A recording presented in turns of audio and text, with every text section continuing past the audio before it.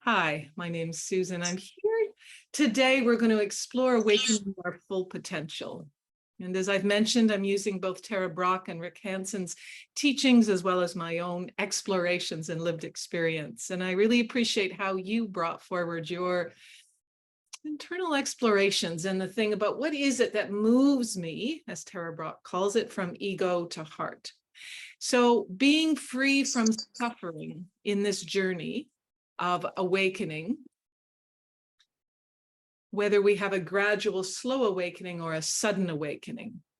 So there's three elements that are consistent across teachings. The first one is, as we move towards our journey of awakening, we begin to be free from suffering. We begin to feel that ease sometimes, being able to say, hello, beloved, good morning. Those kinds of things where we slowly let go of the need to identify with the self-critical voice. We begin to separate more from that. We also might feel a quality of longing and yearning for more, to let go of the constant chatter of the mind, a quality of longing for stillness as a way to support us.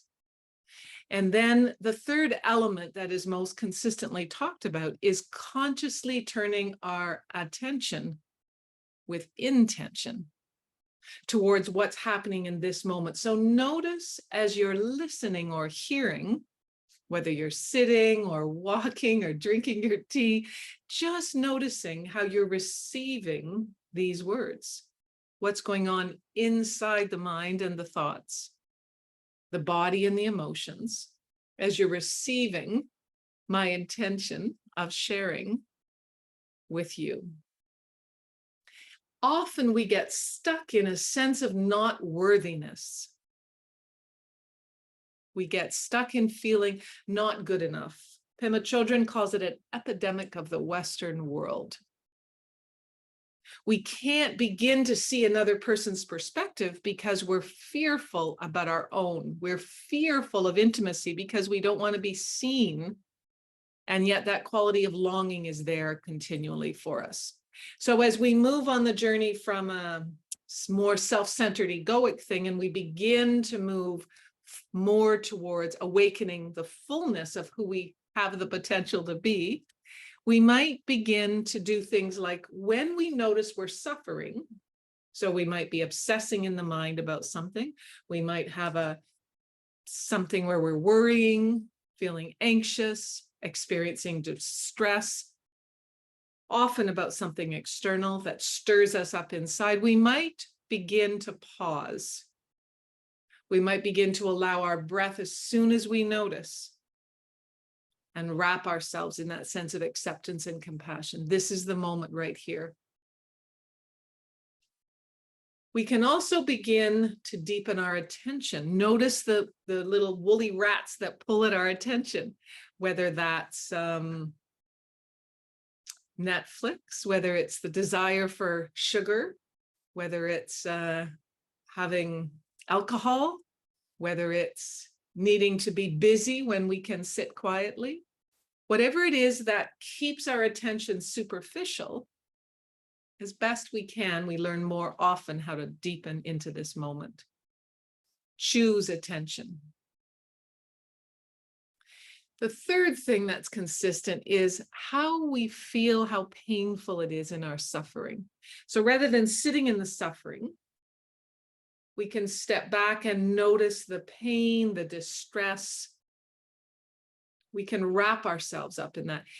If we feel that, Eckhart Tolle talks about one conscious breath. So say we're jonesing something for, do we really want to watch TV? We've set the attention, no TV tonight. And then that feeling, well, I just want one episode of that show. And maybe you're alone and you're sitting there and you might feel lonely. If we can take one breath and pause, we might notice the suffering. It might be hard, but then it can pass. The final thing that is consistent across all teachers is there's a gap between how we think we should be and how we actually are. And in that gap is where the truth of suffering is. I mentioned in my email that there's a 7th century Zen master. So think how long, many thousands of years we've been struggling with this. And his name was Seng San. And he says to practice without anxiety about imperfection. So we know that imperfection is our humanness. It's part of being alive and human. And the delusion that we're not imperfect is a way that keeps us disconnected in that mind-body separation that you referred to earlier, Allison. That sense of, I'm not here because I'm seeking something else.